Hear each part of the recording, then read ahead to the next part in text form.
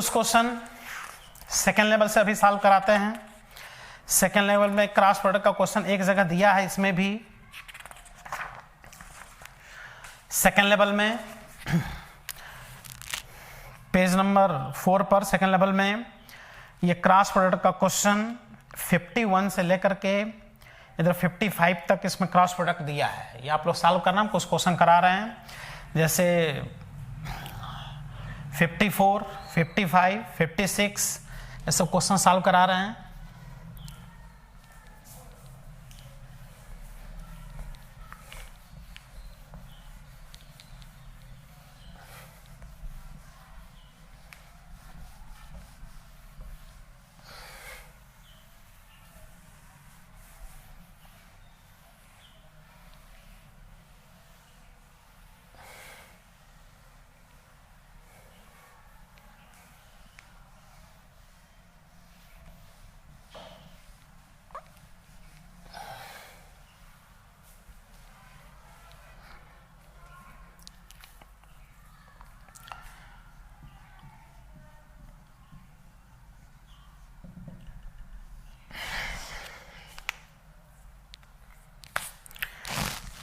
जैसे क्वेश्चन करा रहे हैं ऐसे ही अपने तरफ से normally, if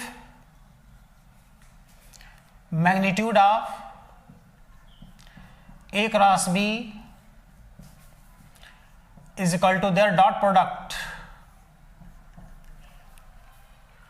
A cross B का मैग्नीट्यूड उनके डॉट प्रोडक्ट के बराबर है, देन फाइंड एंगल between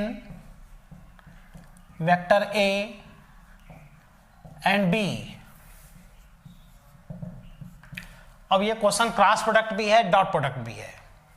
तो देखो ये क्रॉस प्रोडक्ट का मैग्नीट्यूड, तो क्रॉस प्रोडक्ट होता है A B साइन थीटा, इधर theta is angle between A and B, N cap magnitude है इसलिए एन कैप छोड़ देंगे, और ए डॉट बी में तो सीधे मैग्नीट्यूड होता ही है। देखो ए बी कॉस थीटा, इसमें एन कैप होता ही नहीं है, ए बी से ए बी क्या हो गया, कैंसिल आउट। यहां से आ गया sine theta upon cos theta is equal to 1, that is tan theta is equal to 1, और ऐसा होता है टेन 45 डिग्री पर, यानी दोनों वेक्टर से बीच एंगल आ गया 45 डिग्री। 45 डिग्री मतलब pi upon 4,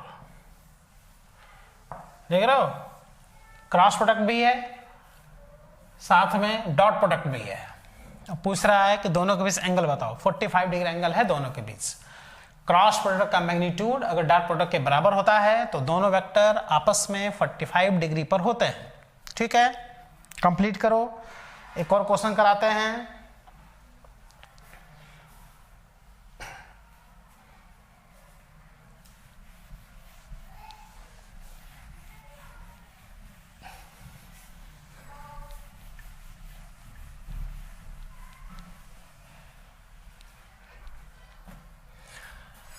If A cross B is equal to √3 times of A dot B, then find angle between A and B। Option है 90 degree, 45 degree, 60 degree and 30 degree.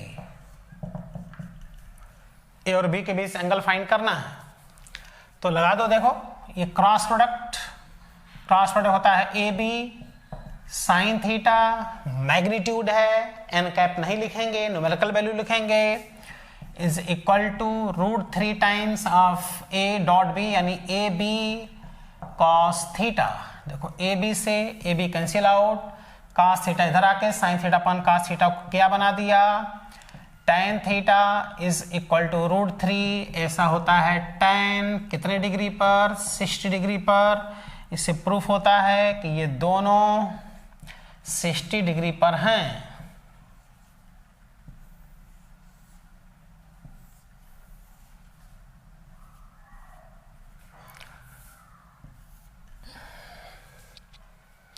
Cross product का magnitude आ रहा है समझ में, A cross B का magnitude A B sine theta, n cap नहीं लिखेंगे मैग्नीट्यूड में, और डॉट प्रोडक्ट तो ए बी कॉस थीटा होता ही है।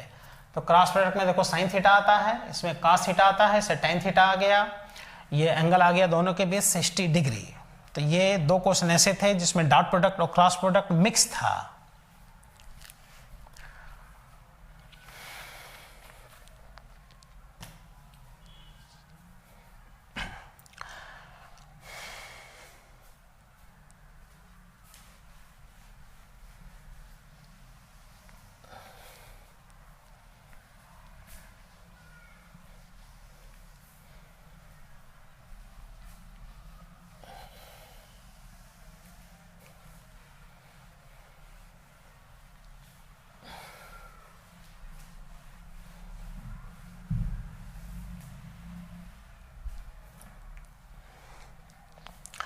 कुछ क्वेश्चन असाइनमेंट से सॉल्व करा रहे हैं।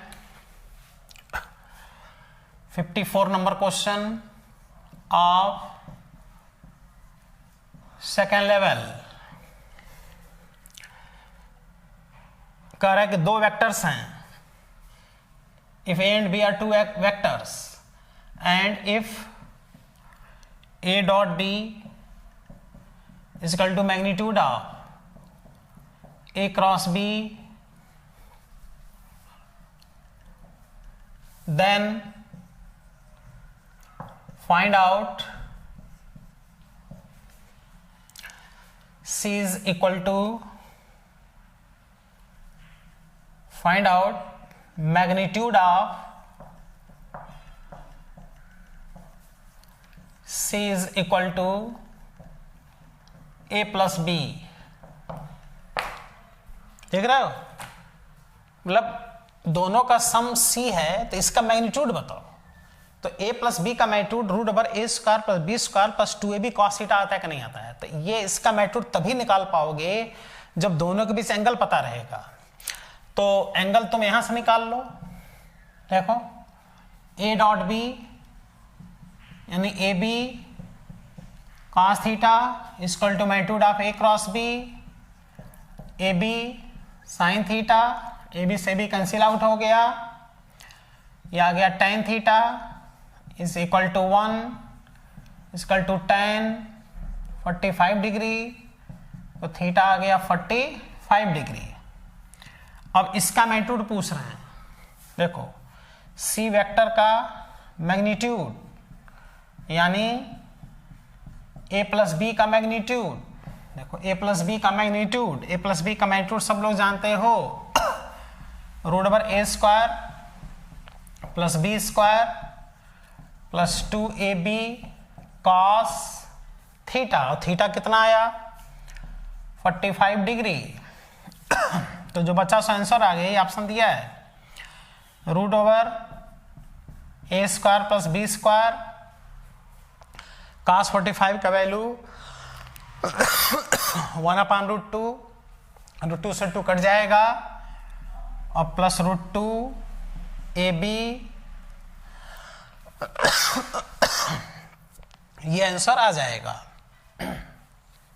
देखो ये दे दिया है, इस एंगल आ गया, एंगल से इनका मैग्नीट्यूड, ये A प्लस बी का मैग्नीट्यूड आ गया। ठीक है,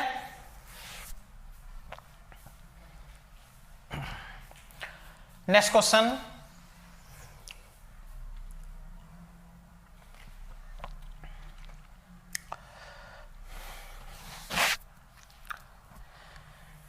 में कह रहे हैं कि 55 में कि A क्रॉस B का mod is equal to √3 times of A dot B, then find magnitude of A plus B. A plus B का मैग्नीट्यूड पूछ रहे हैं, तो क्या कहोगे, देखो A क्रॉस B का मतलब AB sine theta equal to √3 times, तो यहाँ लिख दो √3 times of A dot B, सब कट गया, tan theta is equal to √3 आ गया, ऐसा 60 डिग्री पर होता है, तो आ गया कितने डिग्री 60 डिग्री। अब इसका देखो मैग्नीट्यूड पूछ रहे हैं, इसका मैग्नीट्यूड होगा रूट ओवर इतना ये हो जाएगा cos 60, cos 60 का वैल्यू 1/2 होता है, cos 60 का वैल्यू 1/2, तो 1/2 से 2 कट गया, तो यहाँ पर केवल AB आ गया। तो इस तरह से देखो क्रॉस प्रोडक्ट भी है, डॉट प्रोडक्ट भी है, और साथ में दोनों वेक्टर का सम भी है। और दोनों वेक्टर के सम का मैग्नीट्यूड तभी निकाल पाओगे जब उनके बीच एंगल पता होगा। तो देख लो सॉल्व हुआ कि नहीं। तो आज हमने क्रॉस प्रोडक्ट पर बेसिक क्वेश्चन सॉल्व कराया, जिससे कि क्रॉस प्रोडक्ट क्लियर हो। नहीं तो स्टूडेंट को वेक्टर क्लियर नहीं होता है। क्लास में अभी जब बच्चे पढ़ते हैं, ऑफलाइन पढ़ते हैं, तो वहां तक में अभी क्लियर नहीं होता, क्योंकि ध्यान जो नहीं देगा तो फिर वेक्टर क्लियर नहीं। इतनी छोटी छोटी बातें हैं। तो हम देखो बेसिक क्वेश्चन से पहले हमने टच किया, और उसके बाद से धीरे धीरे हम आगे बढ़ रहे हैं। तो आज पूरे लेक्चर हमने बेसिक क्वेश्चन कराया, जिससे कि क्रॉस प्रोडक्ट क्लियर हो, कैसे डिटरमिनेंट सॉल्व हो रहा है, कैसे लीनियर वेलोसिटी निकलता है, कैसे टॉर्क आता है, कैसे एंगुलर मोमेंटम आता है, R cross F, R cross P, omega cross R, एकदम क्लियर रहना चाहिए। ये जो क्लियर है कभी गलत नहीं कर सकता। फिर 2-4 क्वेश्चन सॉल्व करके डिटरमिनेंट से क्रॉस प्रोडक्ट सॉल्व करना सीख जाओ। फिर और भी हमने वैरायटी क्वेश्चन करा दिया। अब अगले लेक्चर में जो क्वेश्चन कराएंगे वो एकदम डिफरेंट वैरायटी के क्वेश्चंस होंगे, और हायर लेवल के क्रॉस प्रोडक्ट के क्वेश्चंस होंगे। क्रॉस प्रोडक्ट फिनिश हो जाएगा, तब जाके आगे नेक्स्ट कॉन्सेप्ट टॉपिक में देखेंगे। अभी कई पॉइंट इस टॉपिक में है, रिलेटिव वेलोसिटी है, चेंज वेलोसिटी है, रिवर फ्लो, बोट मोशन भी इसी टॉपिक में है। ठीक है, अगले टाइम पर क्वेश्चन के साथ हम लोग की मुलाकात होगी। All the best.